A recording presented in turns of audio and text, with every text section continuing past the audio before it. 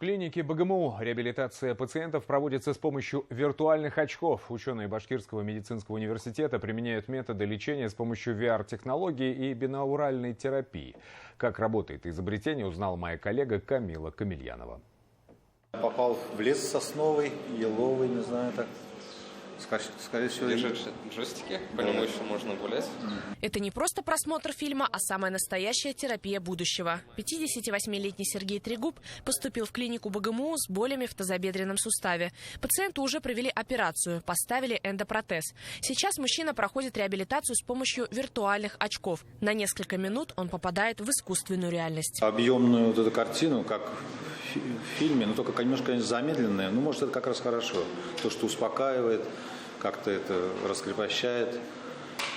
Успеваешь сориентироваться по местности, как глядя на вот этих животных там прочее. Смотрю вот на это все, да, я, конечно, отвлекаюсь, и мне кажется, я даже забыл, что у меня болело. Помимо самой картинки, для полного погружения подключают бинауральные ритмы, которые оказывают тонизирующее и успокаивающее влияние. Это воображаемые звуки, которые воспринимает мозг, хотя реальные отсутствуют. Мы это уже тестируем на протяжении пару месяцев и заметили определенный положительный эффект. Мы одновременно воздействуем на аудиальные, визуальные каналы, и все это помогает бороться с депрессией, послеоперационной тревожностью у пациентов, и как следствие у них соматический статус тоже нормализуется. Пациенты довольны данным методом лечения, они даже рады, что погружаются в виртуальную среду, могут побродить по лесу. Это все намного интереснее, чем лежать в палате.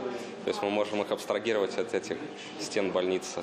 В отделении медицинской реабилитации лежат пациенты после таких серьезных операций, как артроскопия, эндопротезирование тазобедренного сустава, кардиохирургия, аортокоронарное шунтирование. У 20-30% прооперированных в течение всего периода лечения наблюдаются депрессивные и тревожные расстройства. Чтобы облегчить их состояние, врачи стараются расширить реабилитационные мероприятия. Кроме того, VR-технология позволяет пройти восстановление без вмешательства психологов и медикаментозных препаратов. Во-первых, пациент хотя бы кратковременно имеет возможность погрузиться в совершенно другой мир, отлично от госпитальной обстановки. Во-вторых, происходит действительно стимуляция определенных участков зон коры головного мозга, что и опять же, безусловно, отражается на психоэмоциональном фоне таких пациентов и, конечно же, приводит к эффективности данной терапии и уменьшения такой ситуации у пациентов. То есть мы действительно наблюдаем уменьшение и тревоги, и депрессии у данной категории пациентов. В клинике БГМУ одновременно могут пройти реабилитацию 50 пациентов. В течение 2-3 недель они восстанавливают здоровье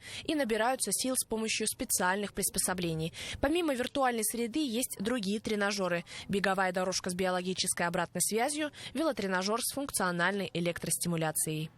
Камила Камильянова, Роберт Давлетбердин. Новости Уфа.